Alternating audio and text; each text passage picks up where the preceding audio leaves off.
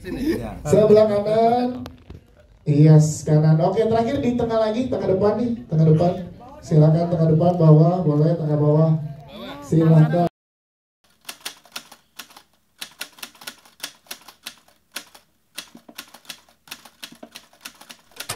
Ditawarin, terus akhirnya aku kan pasti ketemu Kak Gita. Menurut aku pas pertama kali baca skripnya aku sangat-sangat penasaran kalau aku dapet karakternya gitu. Karena pas aku baca karakter Salma ini sangat kompleks, layernya banyak banget. Bayangin dia sebagai seorang istri yang baru menikah, terus punya anak, lagi hamil, apalagi masih awal-awal kehamilan. Jadi kan kita tahu, kalau aku baru tahu akhirnya karena aku juga belum pernah hamil. Saat aku melakukan riset, oh ternyata memang awal-awal kehamilan tuh ibu tuh sangat-sangat kompleks gitu emosinya. Jadi itu yang sangat-sangat aku riset. Itu sangat berat menurut saya, entah secara karakter ataupun in real life. Buat teman-teman semua juga saya rasa bukan hal yang mudah untuk ngatur atau membagi rasa cinta dan kasih sayangnya antara istri dan juga ibu. Menurut saya itu poin yang cukup berat, dimana dia sangat mencintai istrinya dengan segala sensitivitasnya, sama ada mertuanya, sama banyak hal yang menurut aku itu menjadi layer-layer emosi yang sangat menarik untuk aku mainkan. Yes, kolaborasi sama Omar di sini gimana build chemistry-nya, Zulfa? Nah kebetulan karena kita udah pernah syuting bareng ya Mar, jadi bukan sesuatu hal yang berat sih untuk kita membangun chemistry. Itu sangat memudahkan. Terus kita juga ada reading workshop, dan yang aku appreciate juga pemain-pemain di sini sangat respect satu sama lain. Jadi kalau misalnya ada adegan yang memang harus menguras emosi, kita sama-sama saling tahu gitu. Dan saling support ya. Yes. Siap. Zulfa Maharani, terima kasih.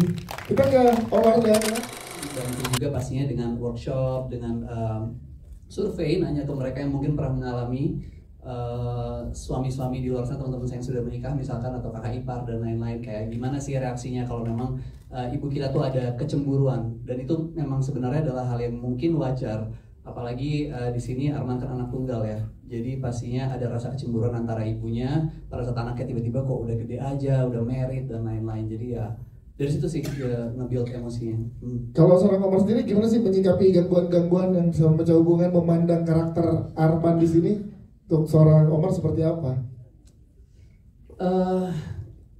Dengan komunikasi aja sepertinya ternyata nggak cukup. Aku pikir kuncinya sebuah hubungan itu kan komunikasi, keterbukaan, kejujuran dan lain-lain. Tapi ternyata ada faktor lain yang tidak bisa kita kendalikan, tidak bisa kita kontrol, yaitu contohnya Dasim. Faktor yang memang gaib dan tidak bisa kita kendalikan ini tadi hanya bisa kita bentengi ya dengan kekuatan iman, seperti yang sudah diajarkan juga di film Dasim ini yang disampaikan.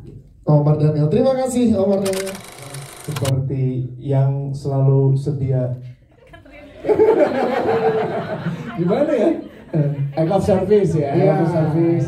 Siaga lah, siaga. Sahabat yang siaga. Jadi kalau Omar sendiri, lo percaya nggak ada persahabatan cowok cewek seperti Dika dan Salma? Wah, itu kayak mungkin kita interview aja ntar ya di luar. Ya pasti ada lah, pasti ada hubungan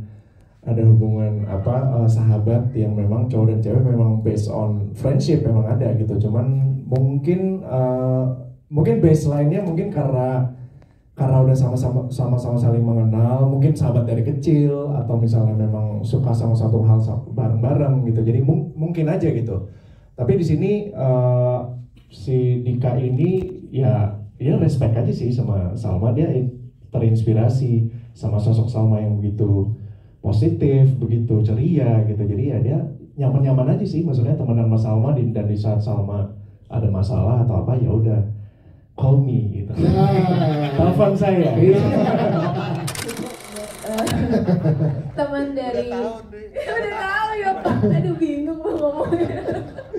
Ya teman satu pesantrennya Salma, cukup terinspirasi sama Salma lah ya dengan segala kesuksesannya. Tapi juga Indri ini emang meluangkan banyak waktu untuk Salma, jadi mau aja kalau Salma ada masalah apapun dia selalu berusaha hadir. Tapi itu aja kan. Tapi ternyata kan kita belum boleh bocorin, nggak boleh spoiler. Nah ini gimana peran yang menantang ini untuk Tante Meriam? Selamat sore semuanya. Ketipu ye. Memang muka saya muka judes. Jadi tidak bisa dipungkiri memang selalu banyak orang yang curiga sama saya. Pengalaman saya ya, setiap proyek yang saya jalankan, saya selalu nikmatin karena saya bertemu dengan teman-teman baru, dengan karakter-karakter baru, dengan suasana baru. Jadi selalu menjadi suatu kenikmatan buat saya menjadikan berkah dan juga pelajaran. Jadi ya nggak usah panjang lebar, intinya adalah saya berusaha untuk membuat sesuatu, memberikan sesuatu yang bisa dinikmati banyak orang dan semoga banyak orang bisa menerimanya. Oke, terima kasih teman-teman dari mana. Kita ke Mbak dikit ya. Nah. Setelah itu ya, gak apa-apa nih. Ini gimana saat dipercaya untuk karakter ini? Silakan. Menyenangkan dan ya kita kan setiap karakter tuh menyimpan misteri ya. Sempat mikir gitu kan, ini orang udah ketebak ya dari awal aku gitu loh. Maksudnya kadang-kadang aku identik dengan pasti ada sesuatu, ada udang di balik bakwan nih kalau misalnya Dinda gitu kan, gitu, ya kan. Nah ini berusaha banget untuk supaya bikin tidak mencurigakan gitu. Ya semoga agak berhasil di awal ya, lumayan nggak? Tapi curiga nggak mas? Bukan. Curiga semua, curiga. Iya, tapi ya secara garis besar ya udah karakter Teh Diah ini menggambarkan bahwa Dasim juga bisa berupa sebuah bisik-bisik tetangga. Ya. Jadi hati-hati ibu-ibu di luar sana ya. Kalau ada tetangganya yang kayak Teh Diah, jangan dipercaya dulu gitu. Apalagi kalau dia ngasih dendeng. Lebih bahaya. Pasti ada udang gitu. Yang itu aja ya Mbak, yang kita kasih. Tadinya mau nanya latar belakang tapi Ya, makasih Mbak Nini. Mungkin saya jawab. Ya, silakan Pak Barwes.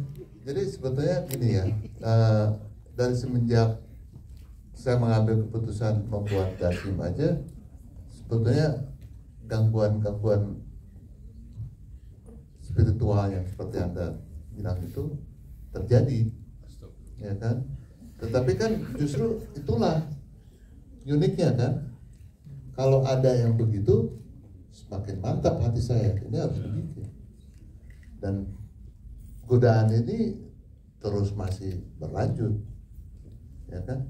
Karena mungkin kan ini kan sebetulnya kayak membeberkan salah satu ancaman Dasim yang berbahaya, ya kan? Orang dibeberkan trik-triknya dan langkah negatifnya, waduh, gua bisa gimana nih, bisa rusak nih gitu. Jadi ya semoga itu hanya dirasakan oleh saya saja, karena saya bertanggung jawab menjadikan Dasim ada. Tapi mungkin itu tidak menarik bagi siapa namanya? Mbak Dini. Mbak Dini. Yes. Coba kita dengar mungkin pengalaman teman-teman. Iya. Mungkin diwakili oleh satu orang kali ya. Kalau semua guys nanti keburu maghrib ya Mbak. Mbak Dia atau siapa? Iya. Kasih. Oh iya, karena kan tadi ngefans sama Ibu Yati Surahman. Boleh diceritakan Bu Yati. Rumah dia yang kita pakai untuk set syuting itu 20 tahun tidak dipergunakan, dan disitulah kebetulan saya yang berperan menemukan Dasimnya pertama kali ya, kalau salah. Dan itu jatuh beneran. Karena memang suasananya kan, kita kan hidup itu kan bersama-sama mereka juga ciptaan Tuhan, cuma mungkin dunianya beda sama kita kan. Kita harus hargai, tapi mungkin karena saya syuting, istilah yang tadi dibilang tidak lupa salam. Jadi beneran merinding, gak jatuh beneran saya. Gitu sih. Tapi akhirnya saya minta maaf biar beda dunia, tapi kan dia juga makhluk yang ciptaan Tuhan gitu. Itu yang terjadi sih. Baik, terima kasih Bu Yati Surahman untuk ceritanya. Satu pertanyaan terakhir ya. Silakan di tengah. Oke, sebelah kanan. Sebelah kanan, baik. Oke, terakhir di tengah lagi, silakan terakhir di tengah. Teman-teman di tengah, dan boleh di tengah atas.